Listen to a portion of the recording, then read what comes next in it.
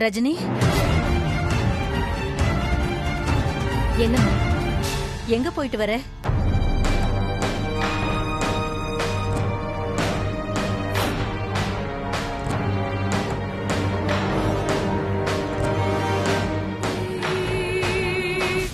பார்த்திபனுக்கு பொண்ணு பார்த்தாங்க, அதுக்குதான்.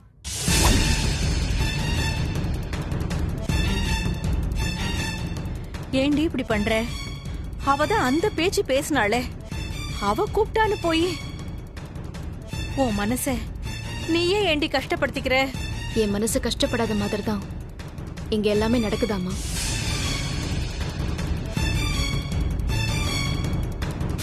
நான் பார்த்திபனுக்காக போல, அனிதாக்காக தான் போனேன். ஒவ்வொரு தடவையும் என் மனசு கஷ்டப்படும் போதெல்லாம் என் கூட நின்னவ அவ மட்டும்தான். அவளுக்கு என்ன திட்ட, என் கூட சண்டை போட, என்ன அடிக்க எல்லா உரிமையும் உண்டு. அதுக்காக நீ நான் அம்மா கிட்ட பேசிக்கிறேன் ராதிகா.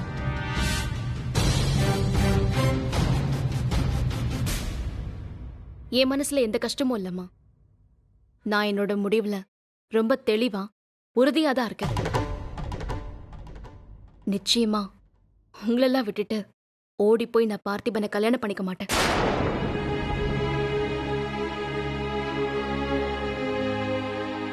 ரஜினி, கடைசி வரைக்கும் உங்க கூடவே இருந்து நான் உங்களை பார்த்துப்பேம்மா. நீங்க ஒன்றும் பயப்படாதீங்க.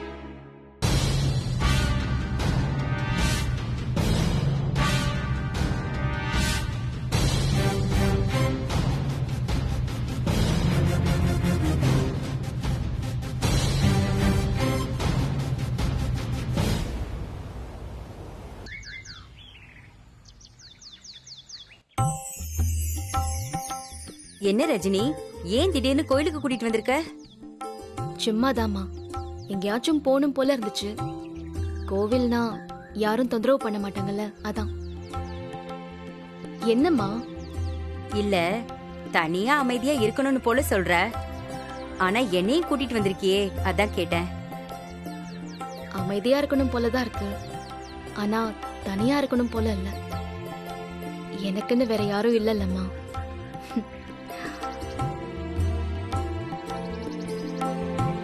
சதமானம் பவதி சதாயுத் புருஷன் சதேந்திரிய ஆயுட்சேவேந்திரியே பிரதிஷ்டதி. வாங்கம்மா, அர்ச்சனை ஏதாவது பண்ணணுமா இல்ல தரிசனம் தானா? அர்ச்சனை பண்ணிடுங்க சாமி. ரஜினி, நான் போய் அர்ச்சனை கூட வாங்கிட்டு வந்துடுறேம்மா. சாமி. அம்மா ஒரு நிமிஷம் இருமா, போன் பேசிட்டு வந்துடுறேன். ஹலோ, சொல்லுங்க.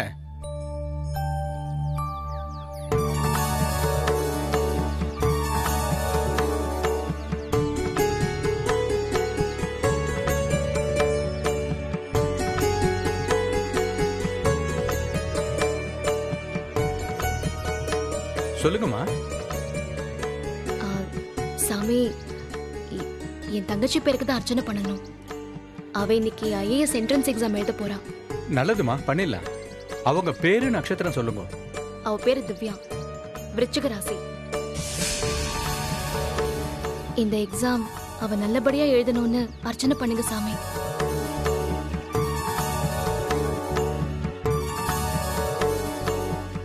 இது அர்ச்சனை கூடயே கொண்டு வந்துட்டாங்க.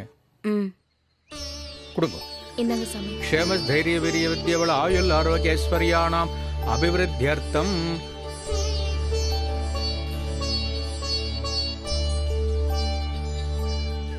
உன்னால யாரையும் வெறுக்க முடியல ரஜினி.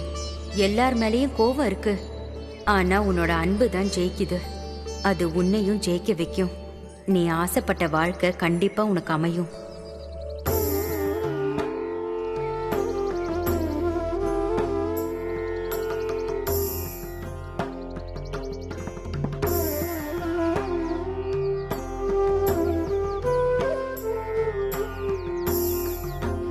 சதமானம் பவதி சதாயுத் புருஷத் சதேந்திரியே ஆயுட்சேவேந்திரியே பிரதிஷ்டதி. தானியம் தனம் வசும் பகவத்ர லாபம் சதசம் வத்சரம் தீர்க்கமாயு தீர்க்க சுமங்கலி பவ சர்வாபிஷ சித்திரஸ்து சகல ஐஸ்வர்ய அபிவிருத்திரஸ்து.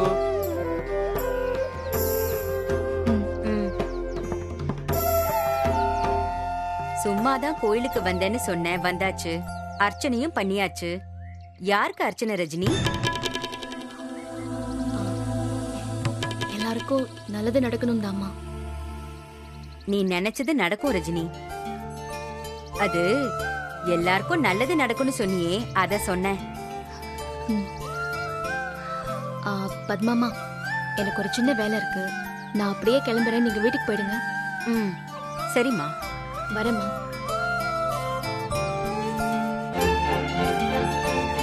உனக்கு நல்லதே நடக்கும் ரஜினி.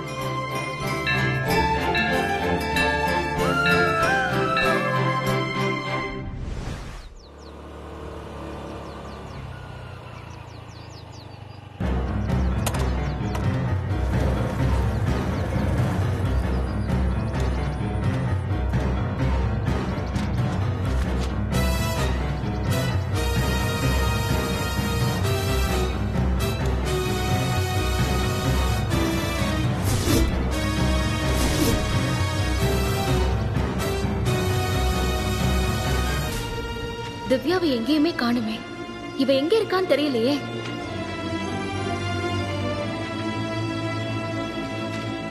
வந்திருக்காளா வரலையா?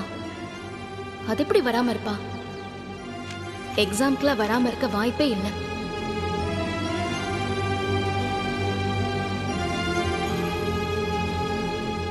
ஒருவேளை ரெஸ்ட் ரூம் போயிருப்பாலும். சரி, வெயிட் பண்ணி பார்த்துட்டே போயிடலாம்.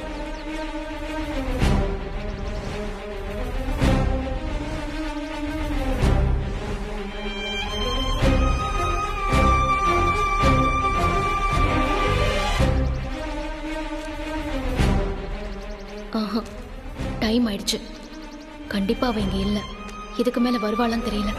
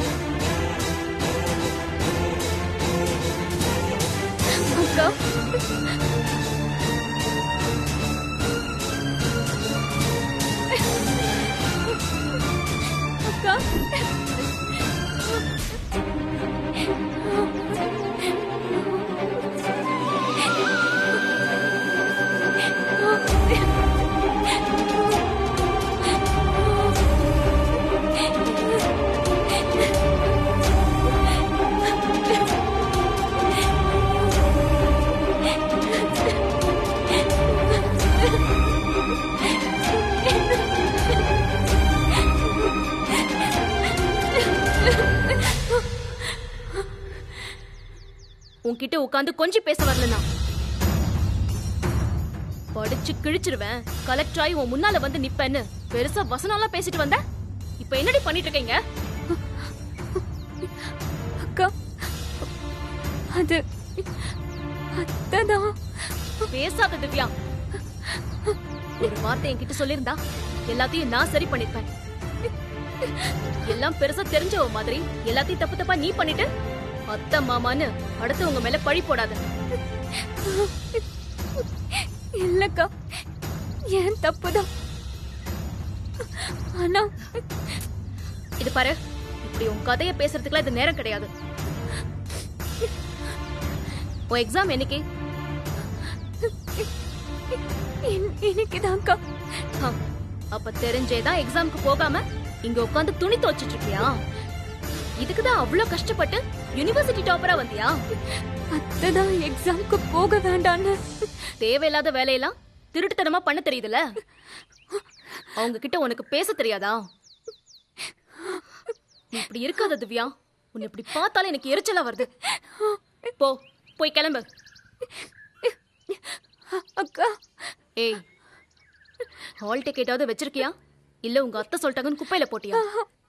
வச்சிருக்கேன்க்கா. அப்போ போய் டக்குன்னு ரெடி ஆகி ஹால் டிக்கெட் எடுத்துக்கிட்டு கிளம்பு. நான் உன் எக்ஸாம்க்கு கூட்டிட்டு போறேன். உன் அத்தை கிட்ட நான் பேசிக்கிறேன். நீ கிளம்பு. லேட் ஆகுதுல்ல.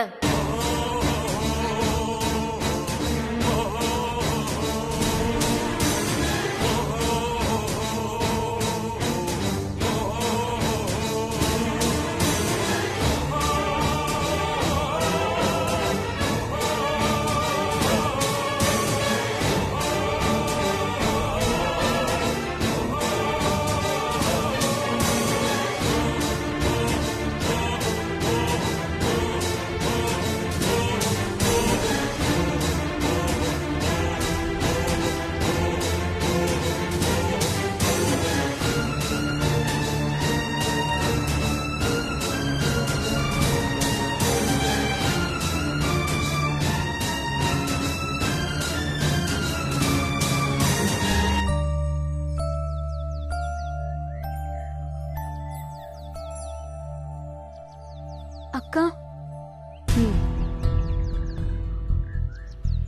உன் கனவு உன் லட்சியம்லாம் எதுன்னு மறந்து நீ போயிட்ட. கொஞ்சமாச்சும் அது ஞாபகத்துல வச்சுக்கிட்டு எக்ஸாம கொஞ்சம் ஒழுங்கா எழுது. போ. நிச்சயமா நல்லா எழுதுவேன்க்கா.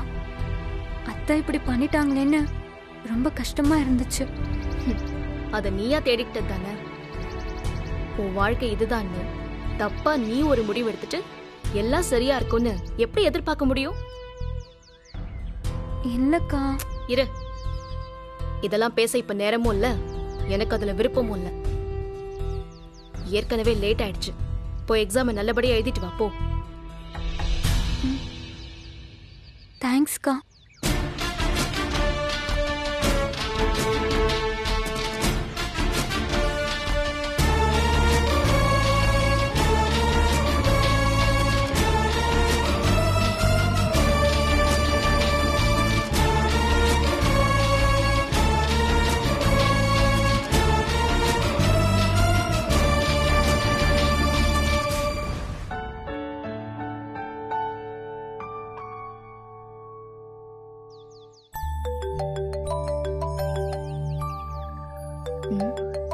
யாருன்னே தெரியலையே.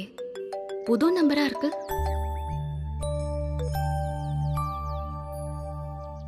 ஹலோ. ஹலோ ரஜினி, நான் தான் ராகவி பேசுறேன். ஆ, சொல்லுங்க. சொல்லுங்கலாம் வேணாம், சொல்லுனே சொல்லலாம். நான் உங்களை பார்க்கணுமே. என்னையா? எதுக்கு? ஆக்சுவலி ரொம்ப பர்சனலான விஷயம்தான். ஆனா உங்களை தவிர வேற யார்கிட்டயும் கேட்க முடியாதுன்னு தோணுச்சு. என்ன விஷயம்? நீங்க பிஸியா இருக்கீங்களா? இல்ல இல்ல, சொல்லுங்க. அப்புறம் ஏன் ஒரு மாதிரி பதட்டமா வேக வேகமா பேசுறீங்க? அது அப்படிலாம் ஒன்றும் இல்லை. சரி, நம்ம மீட் பண்ணலாமா? அதுக்கு நீங்க இன்னும் பதில் சொல்லலையே. என்ன விஷயம்னு நீங்க இன்னும் சொல்லவே இல்லையே. அது எனக்கு பார்த்திபனை பத்தி நிறைய தெரிஞ்சுக்கணும். அனிதா அண்ணிக்கிட்ட கேட்க ஒரு மாதிரி இருக்கு. அதான் டக்குன்னு உங்க ஞாபகம் வந்துச்சு. உங்களுக்கு அவரை பத்தி நல்லா தெரியும்ல?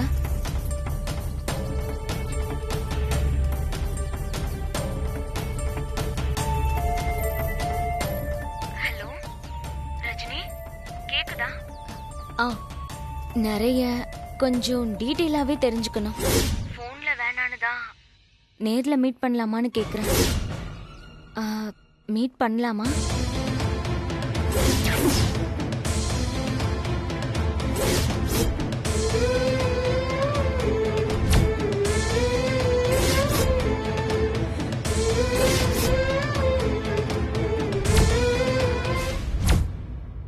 ரொம்ப யோசிச்சு நோ சொல்லிடாதீங்க ப்ளீஸ். நீங்க சொன்னாதானே உங்க ஃப்ரெண்டை என்னால ஹாப்பியா பாத்துக்க முடியும். எனக்கு ஹெல்ப் பண்ணுங்களேன். சரி, மீட் பண்ணலாம். Wow, thank you so much. நம்ம இப்பவே மீட் பண்ணலாமா? நான் ஃப்ரீ தான். நீங்க? சரி, நான் வரேன். ரொம்ப தேங்க்ஸ். நான் உங்களுக்கு ரெஸ்டாரண்ட் லொகேஷன் அனுப்புறேன், வந்துருங்க. இன்னைக்கு உங்களுக்கு என்னோட ட்ரீட். சரி, பாய்.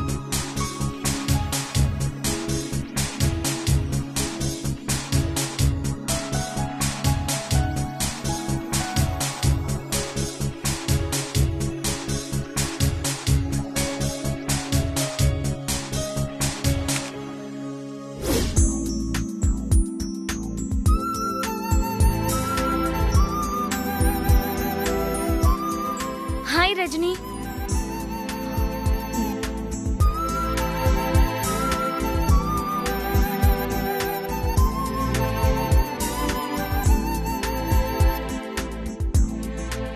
ஹாய். நான் உங்களை டிஸ்டர்ப் பண்ணலையே? இல்ல இல்ல, அப்படிலாம் ஒன்றும் இல்லை. தேங்க்யூ. அவருக்கு என்ன பிடிக்கும்? ஆ, இல்ல, அவருக்கு காஃபி பிடிக்குமா இல்ல டீ பிடிக்குமா?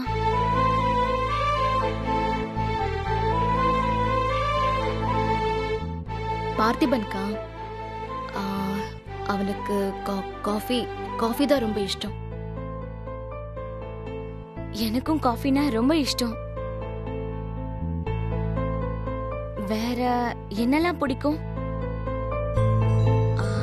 அவருக்கு கோவம் வருமா? எப்படி டைப்?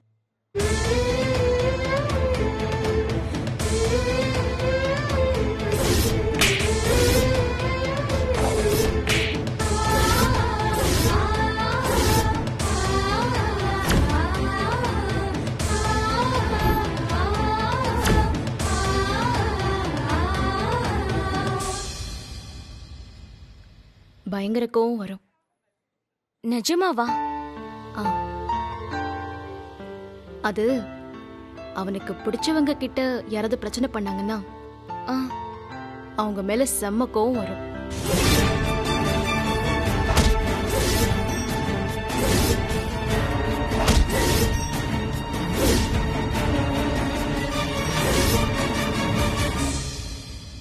ஓ. ஆனா அவன் கூட இருந்தா சிரிச்சுக்கிட்டே இருக்கலாம். தான் கூட இருக்கிறவங்களுக்கு ஒரு கஷ்டம்னா அதுல இருந்து அவங்கள காப்பாத்த என்ன வேணாலும் செய்வான். எந்த எக்ஸ்ட்ரீம் லெவலுக்கும் போவான். So sweet. நீங்க சொல்ல சொல்ல அவரை இன்னும் எனக்கு பிடிக்குது. ஒரு தடவை பழகிட்டோம்னா அவனை பிடிக்கலன்னு யாருமே சொல்ல மாட்டாங்க. எனக்கு அவரை பார்த்த உடனே பிடிச்சு போச்சு. அப்புறம் அவருக்கு என்ன மாதிரி ட்ரெஸ் பண்ணிக்கிட்டா பிடிக்கும்?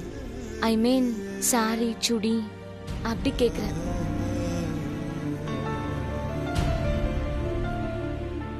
என்னாச்சு? ஏன் இவ்ளோ யோசிக்கிறீங்க? இவ்ளோ நாளா அவன் அந்த மாதிரி எதுவும் சொன்ன ஞாபகமே இல்லை. அப்படியா? ஆச்சரியமா இருக்கு. ஆமா, இந்த மாதிரி சுடிதார் நல்லா இருக்கு, சாரி நல்லா இருக்குன்னு சொன்னதே இல்லை. ஒருத்தவங்களோட குணத்தை வச்சுதான் அவங்க வந்து ஓகே நாட் ஓகேன்னு சொல்லியிருக்கான்.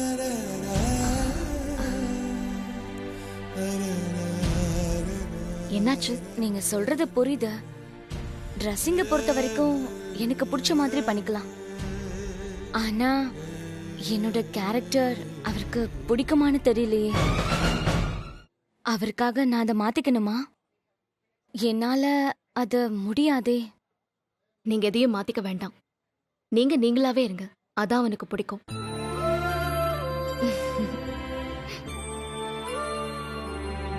சிரிக்கும் போது நீங்க அழகா இருக்கீங்க.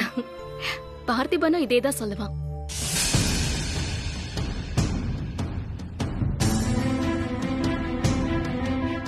இல்ல, நான் அவன்கிட்ட கோவப்படும் போது கோவப்பட்டா உங்க முகம் பார்க்க நல்லா இல்ல, சரிங்க அப்பதான் நல்லா இருப்பீங்கன்னு சொன்னான். அவன் கூட இருக்கிறவங்களோட முகம் லேசா வாடினா கூட அவனால் தாங்க முடியாது.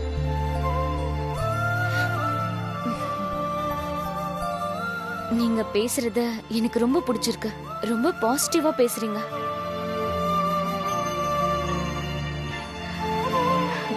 அது கூட பார்த்திபன் கத்து கொடுத்ததுதான். Live this moment. அதான் அவனோட பாலிசி. நல்லாதான் இருக்கு. நீங்க சொன்னதை வச்சு ஓரளவு அவரோட கேரக்டரை என்னால கெஸ் பண்ண முடியும்.